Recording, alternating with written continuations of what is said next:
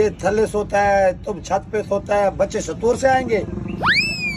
मेरे को क्या पता यार, होता अल्लाह से ही रहने देना जितू रे। तो तुम दोनों एक काम करो ना, पागल का बच्चा, तुम भी इसको नहीं समझा था, तुम जवान है, तुम तो 50 साल का हो गया, तुमको इतना भी नहीं पता है क्या कि बच्चा किस तरफ से आएगा। वो पागल का बच्चा, ये तुम्हारा बीबी है। हाँ हाँ हाँ बीबी है। हाँ पक्की बात है। हाँ ये तुम्हारा शौहर है। हाँ मेरा पक्की बात शौहर है। है। हाँ तुम दोनों एक काम करो, तुम्हारे घर पे कितना चारपाई है? दो चारपाई है। हाँ। उसमें से एक को तोड़ दो, बाकी कितना बचेगा? एक। हाँ, फिर एक में दोनों इकट्ठे सो जाओ।